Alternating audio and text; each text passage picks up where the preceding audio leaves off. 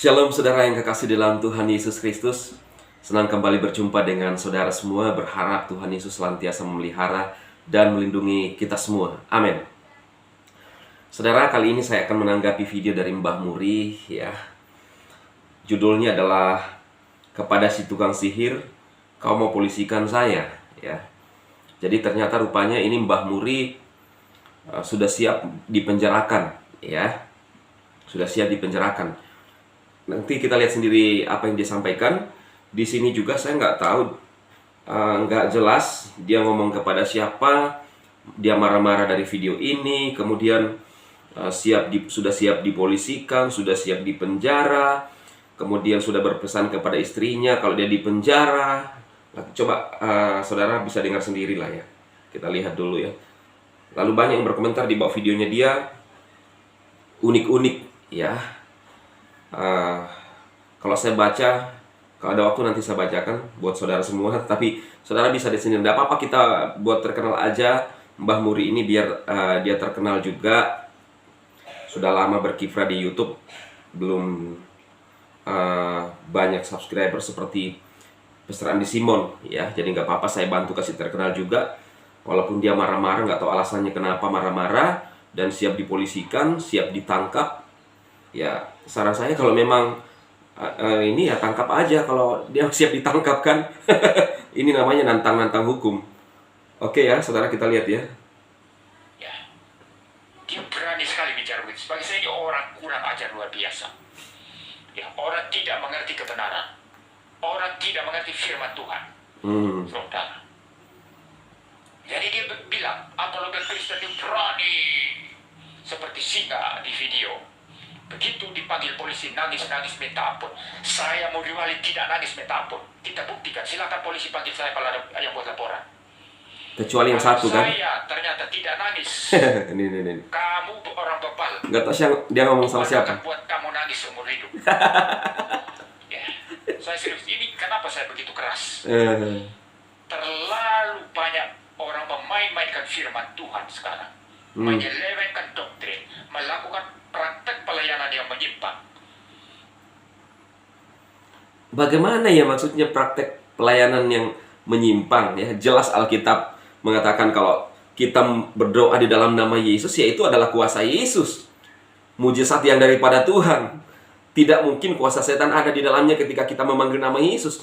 Sebab kuasa Tuhan itu selalu berlawanan dengan kuasa setan. Bagaimana mungkin? Sangat drop keilmuan daripada Mbah Muri ini. Drop. Saya bilang drop ya. Karena seorang pelayan Tuhan yang dipakai oleh Tuhan menggunakan nama Yesus, yaitu dengan kuasa Yesus, itulah mujizat yang benar dan berasal daripada Tuhan. Malah kok dibilangi sesat, pelayanan menyesatkan. Gimana sih ilmu dan S3 daripada Mbah Muri ini? Sangat drop. Tidak mau dikritik. Begitu dikritik main polisi. Kalau sudah begitu bagaimana? Ya. Lah, inilah mereka yang tidak bisa membedakan kena pasal dengan mengkritik. Mereka, saya pikir, drop dan sangat dangkal ya pengetahuan mereka tentang hukum.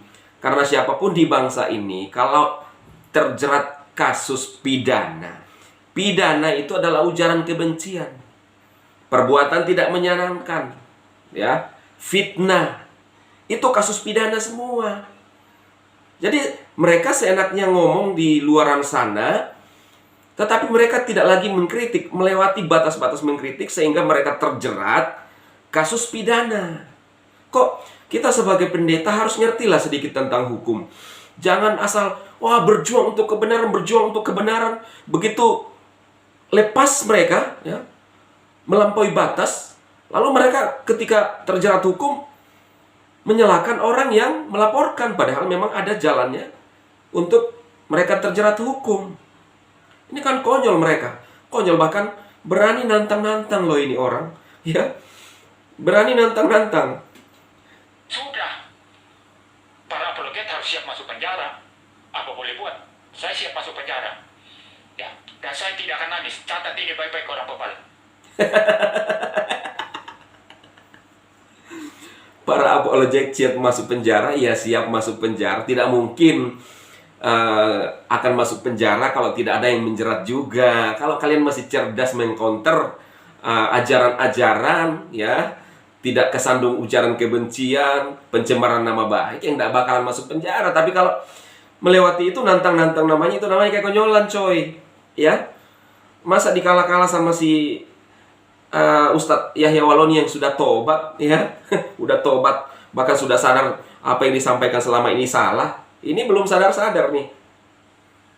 Hei, kau orang Bapak yang bilang apologet itu setelah dipanggil polisi nangis lagi. Muriwali tidak nangis lagi. Saya tetap akan jadi singa.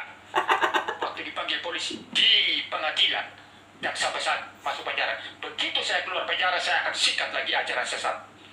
Catat ini baik-baik.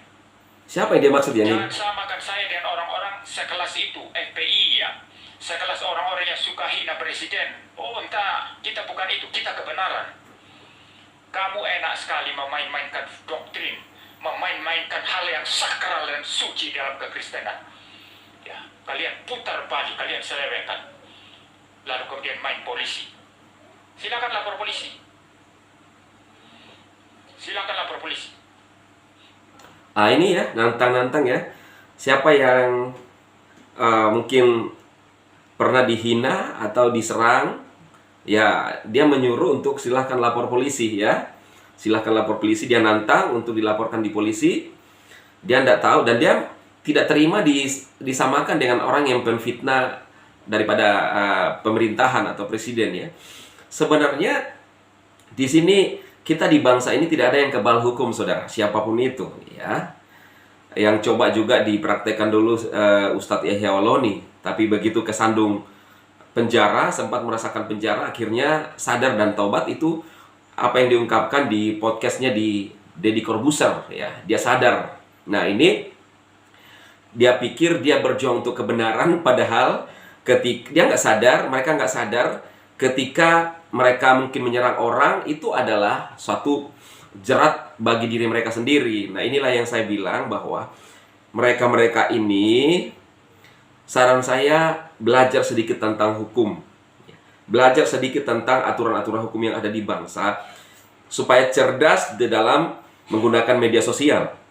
Termasuk Pak Mangapul Sagala, ya saya sebutkan aja namanya, nggak apa-apa ya, yang pernah menuduh Pastor Andi Simon eksplisit mengatakan bahwa jangan seperti ajaran Andi Simon yang tidak lagi menyarankan orang berdoa dengan bahasa akal budi tetapi bahasa roh. Ini kan fitnah juga.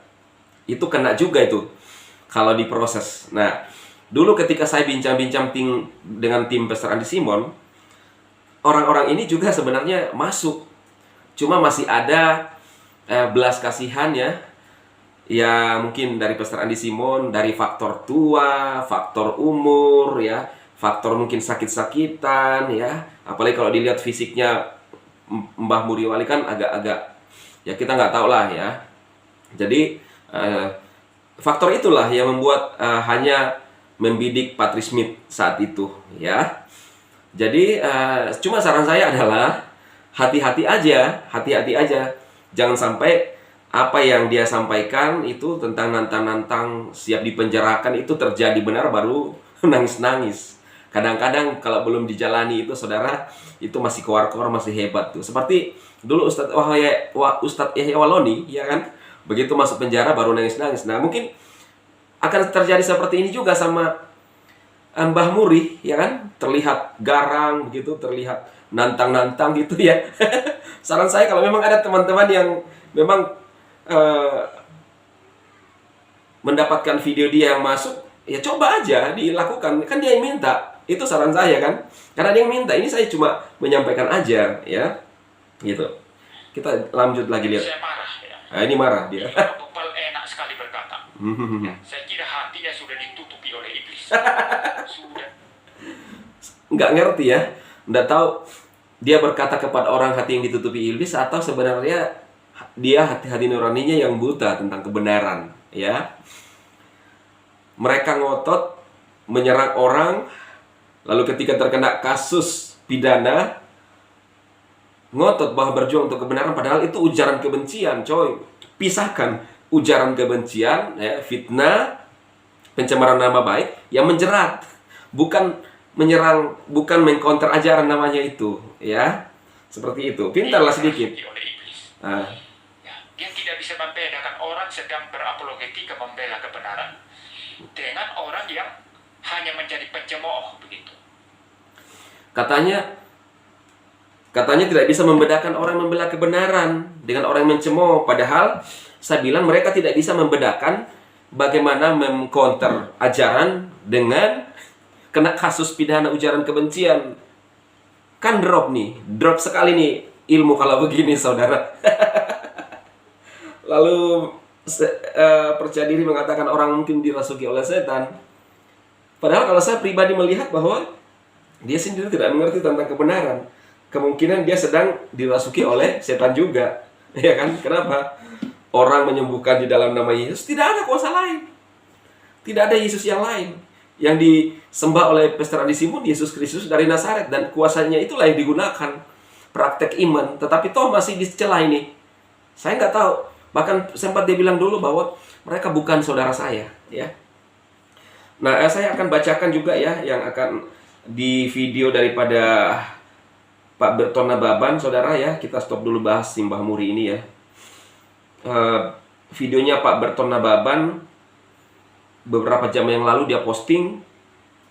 Kemudian ada orang yang berkomentar di bawah videonya dia seperti ini. Ini bagus dan sangat menarik ya.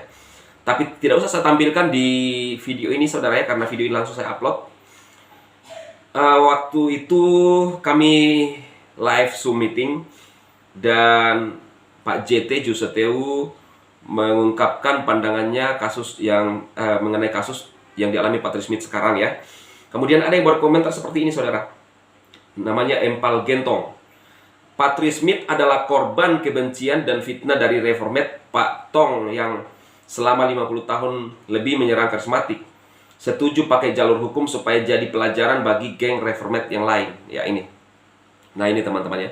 Lihat ya. Nah ini. Ini yang logo ungu itu.